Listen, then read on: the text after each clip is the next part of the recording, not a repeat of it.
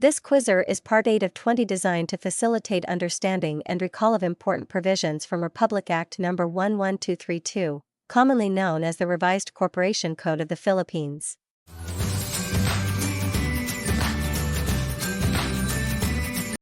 Specifically, the questions will cover key aspects of merger, consolidation, and appraisal rights under the law. This resource is invaluable for law students, accountancy students, and financial management students who are interested in corporate law, mergers and acquisitions, and corporate governance. The quiz format will help reinforce knowledge through higher-order thinking skills, HOTS, questions, enhancing analytical and application skills without direct reference to specific section numbers. Promoting deeper learning and understanding. 1. What is required for two or more corporations to merge or consolidate under the Revised Corporation Code of the Philippines?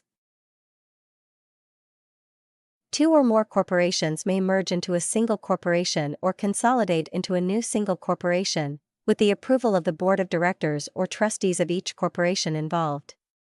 The plan must include the names of the constituent corporations, the terms of the merger or consolidation, and the changes in the articles of incorporation if any. Section 75.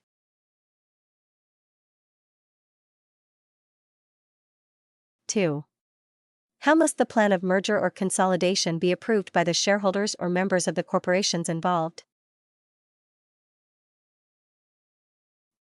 The plan must receive the affirmative vote of stockholders representing at least 2/3 of the outstanding capital stock, or 2/3 of the members in case of non-stock corporations, at a meeting duly called for this purpose, following a majority vote of approval by each board of directors or trustees. Section 76. 3.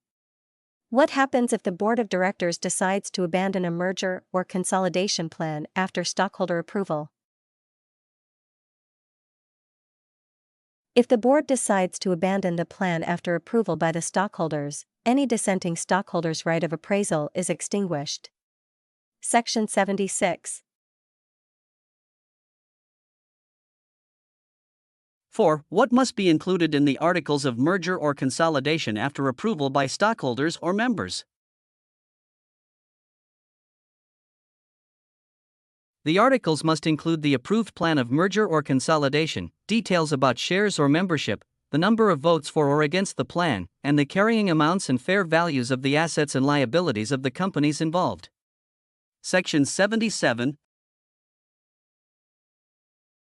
5. When does a merger or consolidation become effective?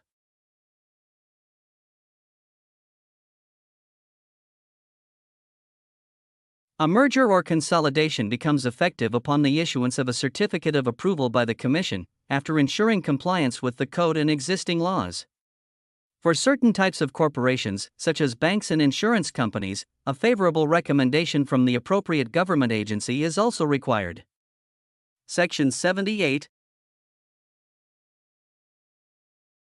6. What are the effects of a merger or consolidation on the constituent corporations?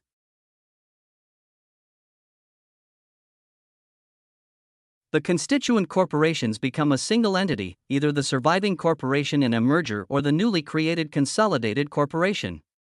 The single entity inherits all rights, privileges, properties, and obligations of the constituent corporations. The legal existence of the other corporations ceases. Section 79. 7.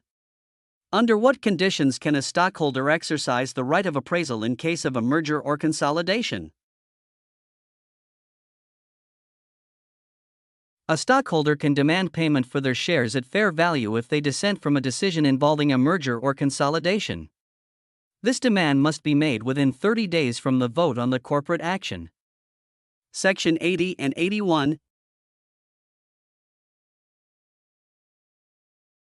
8.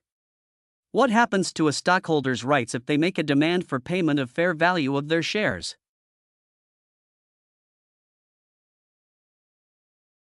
From the time of the demand until either the purchase of the shares by the corporation or the abandonment of the corporate action, all rights related to the shares, including voting and dividend rights, are restored to the stockholder. Section 82. 9. Who bears the costs of appraisal if the fair value determined is significantly different from the corporation's offer? The corporation bears the costs of appraisal unless the fair value ascertained is approximately the same as the price offered by the corporation, in which case the costs are borne by the stockholder. Section 84. 10. What must a dissenting stockholder do with their share certificates if they demand payment for their shares?